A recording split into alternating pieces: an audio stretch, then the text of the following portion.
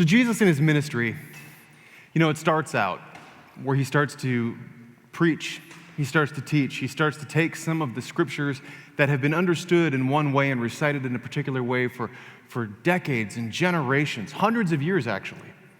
And he begins to give his own spin on things, interpret things just a little bit differently. He sees a broader kind of vision for humanity. And he starts to share these things, and he performs miracles, and he has these kind of witty responses to things, and he challenges and enters into interesting debates with people. And all along the while, he begins to build a little more momentum. I mean, he has a few people that start initially with him. He's got his disciples, they number 12. Then he adds more and more people that are just sort of following around. And as he goes from town to town and city to city, he finds that there are larger and larger crowds that are waiting for him. Because he's obviously saying something to people that is hitting, it's connecting with them. And people are intrigued. They want to know more about who this guy is, what's he talking about. And when people go and they listen, they find it feels like he's speaking directly to them, to their hearts. And it's captivating. So people want to know, okay, so how do I find this kind of life that you're talking about? How do I arrive at this kind of peace that you are describing? You are talking about this thing called the kingdom of heaven. What does that look like? What does that mean? How do I find that in my life? Or if it's something beyond this life, what do I got to do to get that someday? So eventually he comes to this place where this man comes up to him. You've heard this story before. It goes by the rich young man or the rich young ruler sometimes in Scripture. He comes up to him and he says, okay, Jesus, I've heard everything that you've had to say. I'm on board. Like, sign me up. Get me plugged into this. He said, I follow all the commandments. I listened to the teachings. I feel like I've lived a life that is pretty much as good as I can do, at least in my better moments. How do I get this? And you know what Jesus says. He says, okay, for you, sell everything you have, give the money to the poor, then come follow me. The man walks away. He's confused. He's troubled, the Bible tells us. I mean, I guess he wasn't expecting that for a response. He just thought if he just obeyed the rules, that was going to be enough. We don't know what happens to him. The story is open-ended. That's part of what I really like about it, is that he's got a choice to make, and we don't quite hear what happens. Immediately after that, the disciples are like, hey, we've been thinking about that kind of thing too. And so they start to ask, okay, so kind of like that guy, we've followed you, we've obeyed the commandments, we've left our families, we've left our nets and our boats and our income and our livelihoods, and we've chosen to follow you. So we're doing all the right things, right? So what's our reward going to be? And Jesus says, you'll have a wonderful reward. Don't worry about that. But let's be clear about something. When it comes to God's vision for humanity, when it comes to the kingdom of heaven, there's going to be a little bit of a reordering of things. The first are going to actually be last, and those who are last in this life are going to be first. Let me tell you a story, he said. Matthew 20. For the kingdom of heaven is like a landowner who went out early in the morning to hire laborers for his vineyard. After agreeing with the laborers for their usual daily wage, he sent them into his vineyard. When he went out about 9 o'clock, he saw others standing idle in the marketplace. And he said to them, you also go into the vineyard, and I will pay you whatever is right. So they went. When he went out again about noon and about 3 o'clock, he did the same. And about 5 o'clock he went out and found others standing around. And he said to them, why are you standing here idle all day? They said to him, because no one has hired us. He said to them, you also go to the vineyard. When evening came, the owner of the vineyard said to his manager, call all the laborers and give them their pay, beginning with the last and then going to the first. When those who were hired about 5 o'clock came, each of them received the usual daily wage. Now when the first came, they thought that they would receive more, but each of them also received the usual daily wage. And when they received it, they grumbled against the landowner, saying, 'These last worked only an hour, and you have made them equal to us who have borne the burden of the day and the scorching heat.' But he replied to them, 'Friend, I am doing you no wrong. Did you not agree with me for the usual daily wage? Take what belongs to you and go. I chose to give to this last the same as I give to you. Am I not allowed to do what I choose with what belongs to me? Or are you envious because I am generous?' So the last will be first, and the first will be last." The word of God for the people of God. Thanks be to God. Okay, let's be honest here. There are some parables that sting more than others. There's some that feel a little more problematic than others. And at least for me, there is something about fairness that is deeply ingrained in me that this one doesn't sit quite right. You know, I read this story, and maybe you're like me and you say, well, I get the generosity piece, but then there should also be some reward for the people who were there at the front. I mean, who got there at the beginning. What about them? And in thinking about this, I actually went back to what I was talking about last week. Do you remember, for those of you who were in worship last week, we read from the book of Ecclesiastes. And I told you Ecclesiastes is the book that's in response to the Proverbs, where it's not always like, if this and this happens, then this will be the result. Ecclesiastes, the old man says, look, I've seen life, and I've seen fair, and I've seen unfair. I've seen right and wrong, and good and bad, and I will just here to tell you that the people who do everything right and keep their nose clean their whole lives are not necessarily going to have smooth sailing. And sometimes the people that cheat, they get ahead, and there's no consequences for it. But he said, but here's where I found happiness in my life. Here's where I have found contentment and realized the goodness of life. When I sit down to a good meal, when I have a glass of wine, when I worship God,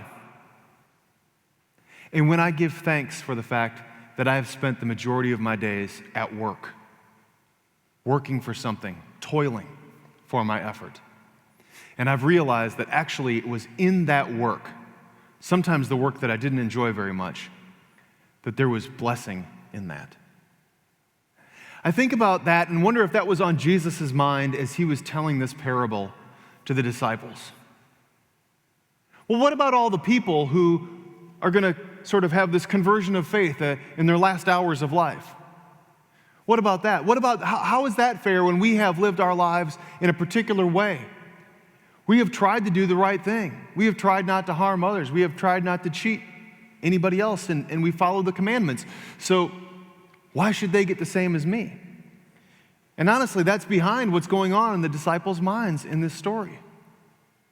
But Jesus says this thing about the working in the vineyard, and it makes me think about the Ecclesiastes passage. What about the efforts for our work? My first job, I was a caddy at a golf course near our house. Worst job I ever had. Not trying to talk anybody out of being a caddy, especially some of you who are looking for your first job as a teenager. But I would ride my bike over there, and I would sit in the caddy shack all day long while the older kids who had been working there for years got all of the good bags.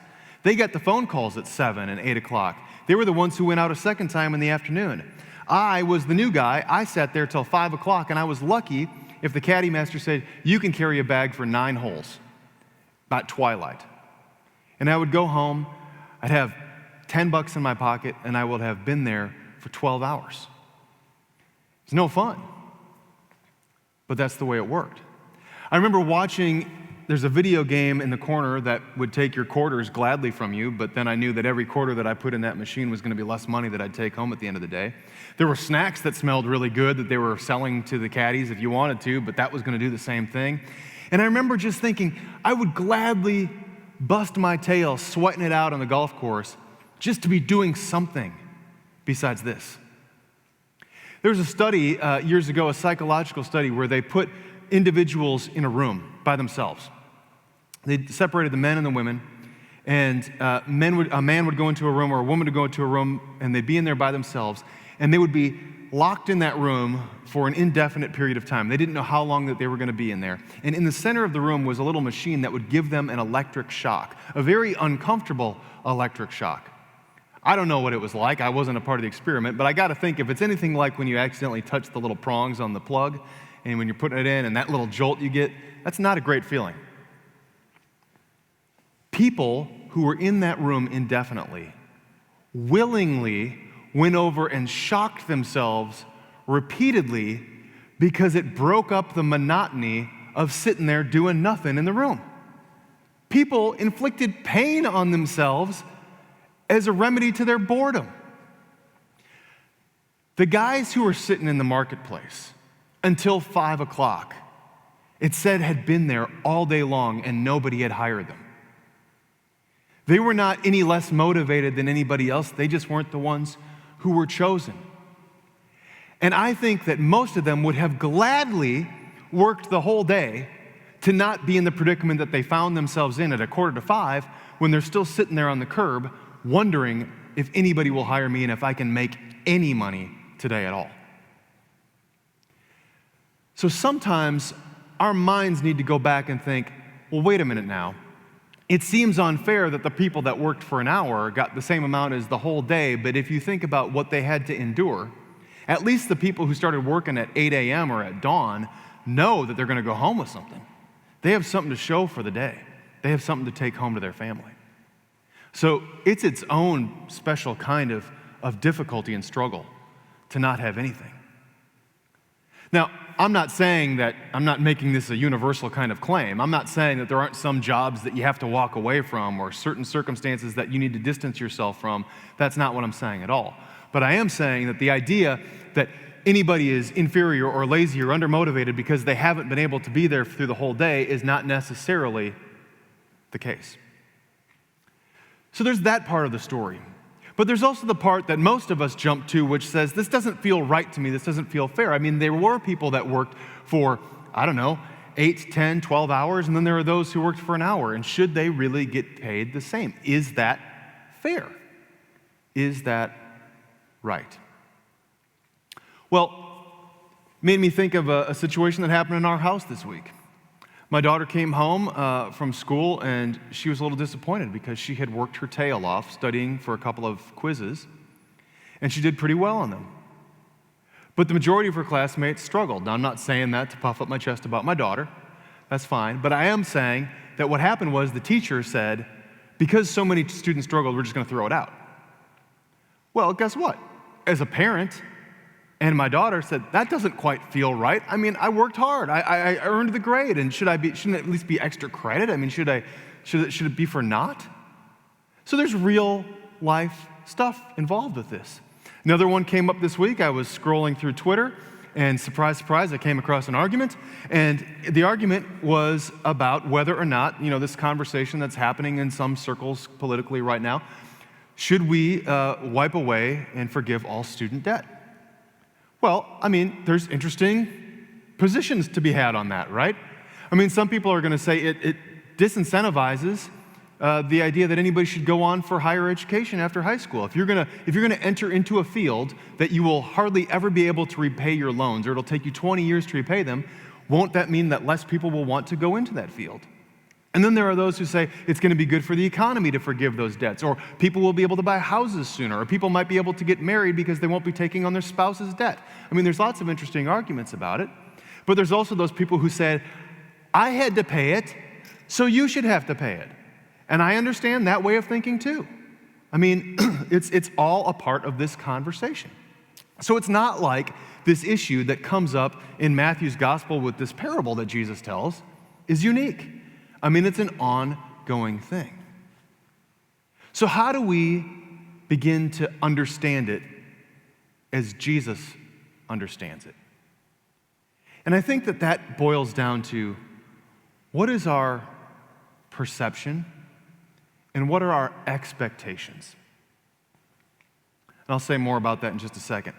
So I was reading a book that came recommended by a mentor who, every time he suggests a book, I want to read it because it's usually really, really good. It's just one of those people that reads everything they can get their hands on and gives great recommendations.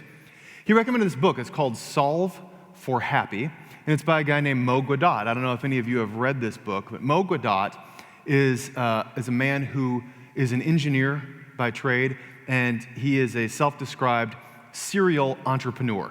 So he is just creating things, starting new businesses, coming up with ideas all the time. And it has made him exceedingly wealthy because he works for Google, and not just for Google, but he works for the division of Google called Google X. And Google X is a special division of the Google Corporation that works on moonshot-type projects. So if you want to know the division in Google that said, hey, let's come up with a car that drives itself, Google X are the people to thank for that. They are working on systems of launching massive satellites into orbit and putting huge mirror platforms on them with an attempt to reflect sunlight and harvest energy and work toward greener resources, that kind of thing. So these are kind of the scope of the projects that they're working on. So Mo Gaudat works for Google X, serial inventor, speaks a bunch of languages, has the world in his hand. And he came to a crashing halt in the early 2000s when he realized that he was incredibly miserable. He said he came to this realization when he had a birthday, and for a birthday gift, he bought himself matching antique Rolls Royces. And he looked at them after he'd driven them for a day, and he said, these are no longer fun to me. And he said, if I can't have happiness with my family, with my career, with my notoriety, with anything I could ever imagine wanting to purchase, what is there? So he sat down and he said, I'm going to attack this problem of why I am so unhappy, and I'm going to do it as the only way I know how, as an engineer. And so I'm going to come up with a formula. I'm going to come up with an equation or an algorithm. There's got to be a way to solve for happy, which is, again, the title of the book. And so he sat down and he put his mind to this, and he worked with his adult son, and the two of them were working in partnership on this, and they finally arrived at what they think is a formula that's fairly straightforward, and it makes sense if you look at it. Here's what it looks like.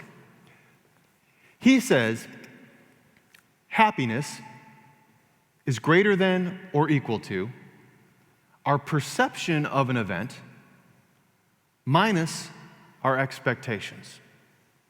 So you take your perception of how something went in your life, and you subtract the expectations that you had about that, and then you will determine if, in fact, you are happy. Let me give you a couple of examples, real-life examples. About 3 years ago, our family owned a pop-up camper, and we liked to travel around the region using our pop-up camper for little, brief trips. We found that the state park at Grayton Beach is a gorgeous state park. I don't know how many of you have been there before, but they have a very small campground, which makes it super competitive to get a campsite. In fact, you will have to reserve a site 365 days in advance to get it, because it will be gone if you wait a day. So I waited until the exact day I wanted to travel the next year. I made a 3-night reservation for Grayton Beach State Park, and I picked the exact campsite that we wanted because we had driven around the park and picked the one we wanted. We waited for a whole year. We got the primo spot. We got down there, set up camp, and it rained for 3 days. It rained nonstop for 3 days. Now, going to the beach, you can salvage something of that if you stay in a hotel or if you stay in a condo. But when you are in a canvas pop-up camper, 3 days in the rain is not good. So, expectations, sky high. Perception of event, it stunk. Happiness, dismal, right? So I was terribly unhappy with that. About a year ago, a little more than a year ago, I guess the last time I got on an airplane, we were traveling up to see my family up north over the holidays. This is the opposite version of the story, by the way. We go up there, and about 2 days before we were going to return home, we're watching the weather, and they are predicting a winter storm coming through the whole Midwest the day we're going to leave. Okay, it's time to adjust my expectations. I expect that I might be sleeping in an airport. I expect we will have a terrible layover. I expect that we will de-ice the plane 3 times before we leave Minneapolis. This is what my expectations are. We have snacks in our backpacks for the family and the kids. We have multiple books to read. Everybody's got their tablets charged up. We got the backup battery. We got the Spotify playlist. You got the headphones. We're ready to go. We got home, instead of in the normal 5.5 hours, in about 7 or 8. We didn't have to sleep at the airport. I got to sleep in my own bed. And most importantly, we made it home in one piece. My expectations were not good. My perception of the day was, hey, that went pretty well. My happiness was, I got home a happy guy. If I would have made my perception or my expectations that we were going to have the normal 5.5 hours, I would have been pretty, irritated. So that's how this equation works. So the interesting thing is that when I have tried thinking about different scenarios, I think he's largely right. I think Mo Godot is kind of right about how he comes up with this. It's an interesting thing to ponder, right? And you can plug in your own life circumstances and see if it measures up. Now, the interesting thing, though, is that if your first knee-jerk reaction is to how to find happiness, you'd seem to think that it would be, how do I lower my expectations about everything, right? How do I just have this just like a really salty attitude about things so that when they go better than worst case scenario, it's a win? Well, that's no way to live your life either, right? And so that's not the goal here. The goal is not to do that. But I think that this is the kind of thing that we're walking into when we see what happens in the vineyard that day that Jesus talks about. The challenge for us is not to lower our expectations, but as people of faith, how can our expectations be more aligned with how Jesus would see the event? And I don't mean that in a just like, give it to Jesus, it'll be better kind of way. I mean, think about that. Jesus sees the world differently, and it changes his expectations, it changes his perception of things, and it leads to a contentment that he has that other people are gravitating toward. Jesus isn't an unhappy guy. He's doing his ministry, he's living with the utmost integrity, he's living absolutely by the book, and he is content. His peace that he has about them allows him to go all the way to the cross. So there is something about the way that Jesus sees things through the Jesus lenses that we should aspire to. There is something about that makes us want to do that. I don't know how many of you heard it this week. I hope you did. But there was, at the inauguration, Amanda Gorman, the new poet laureate. I mean, she wrote this really magnificent poem. First, as an American, I was touched by it, but also, it had all these things that just felt so weighted in faith, too. And one of the lines that she said in that poem that really struck me, it was right at the beginning, almost before I was really listening all the way. She said, "Don't mistake just is for justice. Don't think of just is for just is." See, when our expectations are, this is the way things are, I can't fix it, it is what it just is, our expectations are low. But when we start to see the world through Jesus' eyes, through Jesus' field of vision, all of a sudden just is turns into more about justice.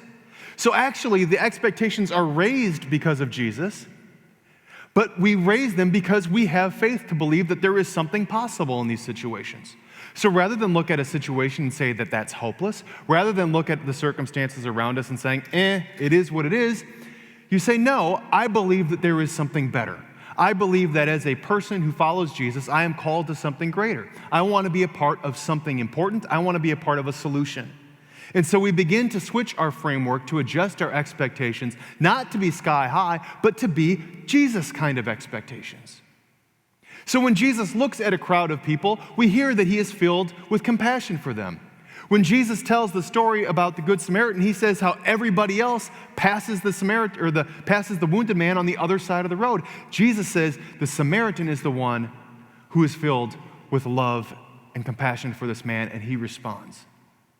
Jesus looks at stories about first being last and last being first and talks in terms of parables and says, look, here's what the story's all about. And at the end of the day, everybody got what they were told that they were going to get.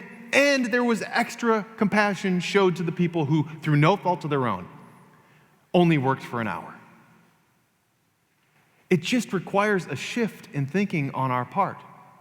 And if, in fact, the formula is at all correct, then what that means is once we have a Jesus way of seeing things, that our perception of things changes, and all of a sudden we might actually find greater peace in our life. Now, I don't love the word happy because happy just means, something different to everybody else.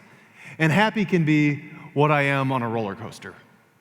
Or happy can be for somebody else what they are at the birth of a child or on their wedding day or whatever. Happy's kind of loaded. But when we talk about the peace of Christ, that to me is something altogether different. And I would suggest to you that if we would modify this equation slightly, we might have, if our expectations are Christ-like, then our perception of events would be seen through Jesus' eyes, which leads to a kind of peace in our lives. That doesn't mean that we won't have bad days. It doesn't mean that we will be able to dodge all of the hardships in life. But what it does mean that we will be able to weather those things because ultimately we believe that God is working for good and that Jesus sees all circumstances, no matter how dire, with hope and with grace. In John 14, Jesus says to his disciples in the farewell address, he says, "My peace I leave with you, my peace I give to you. I don't give as the world gives, but I give you my advocate, the Holy Spirit, to lead you." When we talk about finding goodness in life, and if we want to get to that place where we can say, even in the midst of all of the hardships around us right now, personal, global, societal, we can get to the place where we can say, it may not be where it needs to be, but we're working toward it because our expectations are aligned with Jesus. And we will find a peace in our lives through him, no matter what happens. The other thing about peace is that when you encounter somebody who is truly at peace, peace in spirit, you notice it. And they notice it in you. And people want to have that peace, and people want to understand it. And much like Jesus beginning to gather the crowds around him, people are hungry for this. People are so desperate right now for a word of hope. And hope isn't in necessarily reaching an end date, getting a vaccine, finding a new job, whatever the next purchase is. The peace that we seek after is the peace that we find in Christ Jesus. So how do we get there? Honestly, it's little steps. We study and meditate on the words of Scripture. We read those stories of Jesus over and over and over again so that we can begin to see the circumstances and the situation, and we can see how Jesus' perception of the event is different than the one that we would have. Case in point, this very parable. If we can start to see that parable and think about what would I do if I were the vineyard owner, and we begin to think and respond the way that Jesus suggests we should, then we're starting to get on the right track. We enter into conversation with God on a regular basis, multiple times a day through prayer. We worship. We share our gifts. We serve our neighbors. These are the ways that are the tried and true methods of living out the walk of a Christian disciple, and yet they are also the ways that lead to peace in our lives. May we each make a slight tweak this week to try to see the circumstances a bit differently, to try to understand what it looks like to see the world through Jesus' field of vision.